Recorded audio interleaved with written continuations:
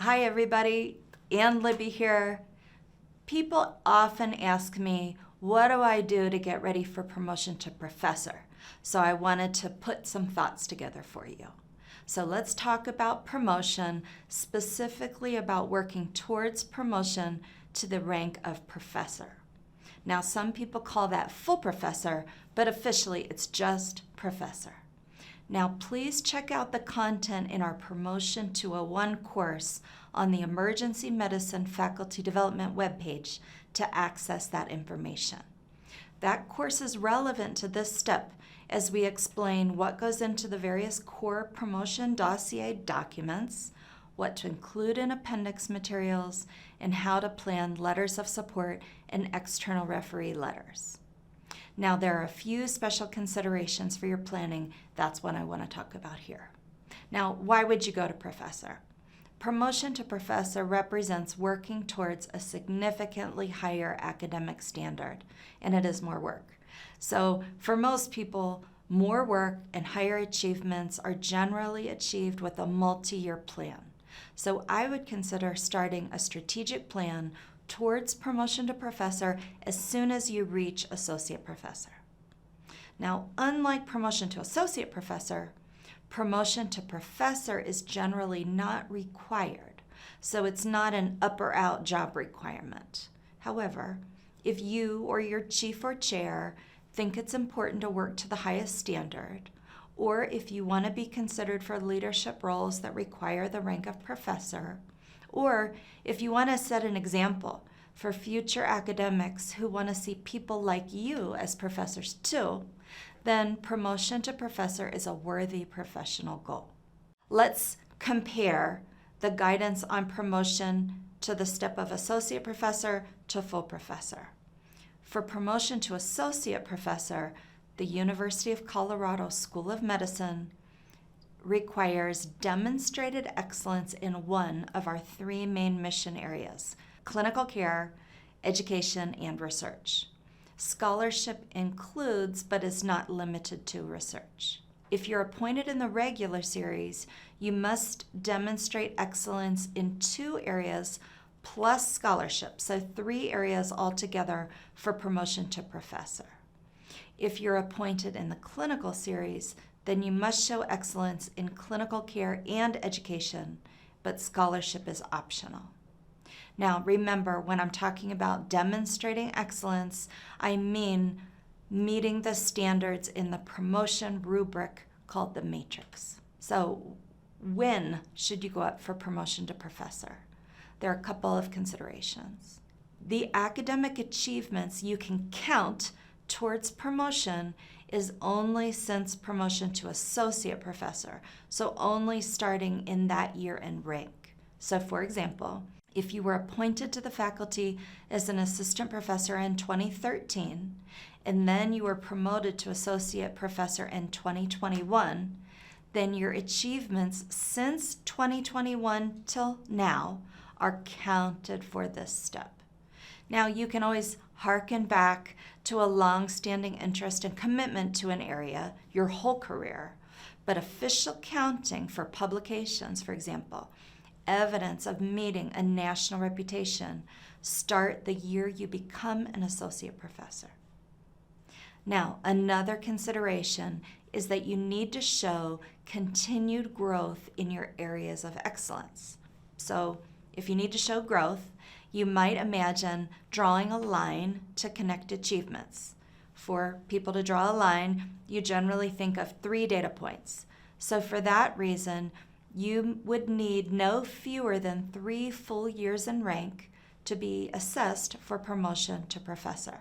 Given the timing of things and a very active academic portfolio, you could reasonably submit in your 4th year in rank for review to professor.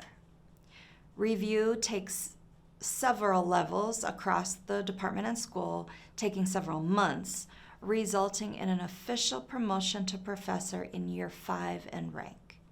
I would consider this the fastest possible cadence with very few exceptions. Now, on the other hand, some departments have strong ideas about how many years and rank they want to see an associate professor before they see reasonable growth. Some people think that it's a higher standard and therefore it should take longer than the 7-year step to associate professor. So maybe 8 years in rank before submitting for promotion to professor, which would be year 9 in rank made official. Therefore, make sure you know the preferences and processes in your home department. There's another way in which promotion to professor is the same and different from associate professor. In this case, the promotion rubric in the matrix tables is the same for both steps, but for professor, the accomplishments must be bigger, better, more impressive. At both steps, you need a personal brand, but whatever you pick, it's expected that you will meet excellence criteria in both of those areas.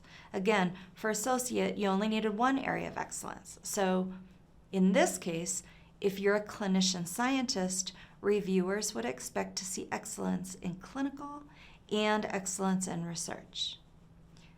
Now, in your case, if you believe that you also meet criteria for excellence for education, hey, that's great. Go for all 3. However, you must have at least 2, and they should be really solid. In my department, we work to avoid anything being on the bubble. And incidentally, we have a perfect success rate for promotion at the School of Medicine level.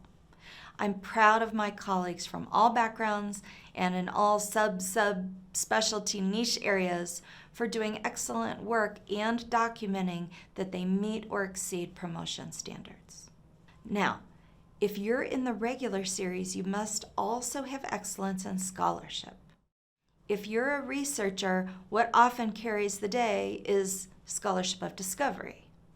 If you're an educator, you're going to have to work on scholarship of education or scholarship of integration. Scholarship of application is often the way to go for our master clinicians. Now, if you're in the clinical series, you do not need to meet excellence for scholarship. It's considered optional.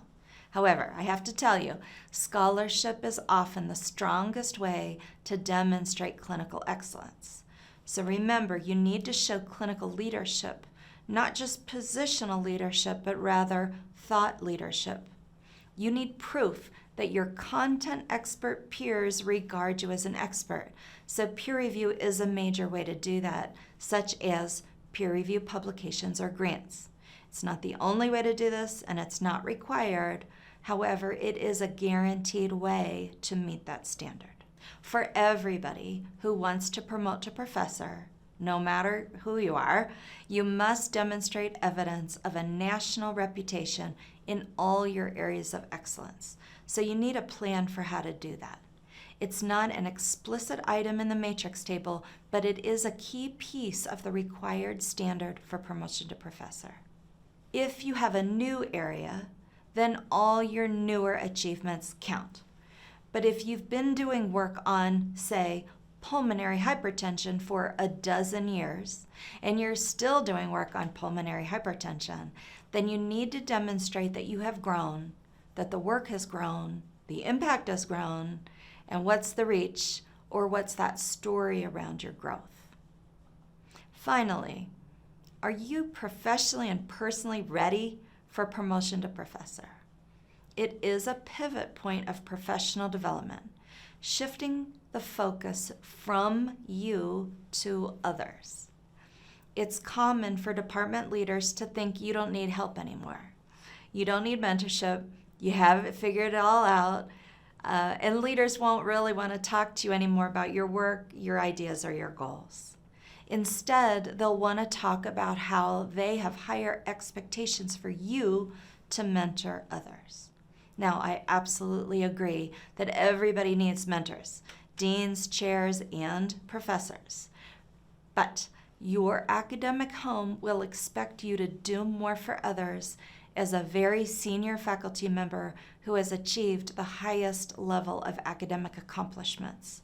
If you're not ready for that shift, then consider whether to give it a bit more time. In closing, We are a community of people with a real interest in helping everyone develop the careers they envision for themselves. This work is not for everyone, but if it's for you, we know how to do it. Please reach out across the school to any faculty affairs colleagues, peers, or senior mentors for guidance and support. I know you can do it.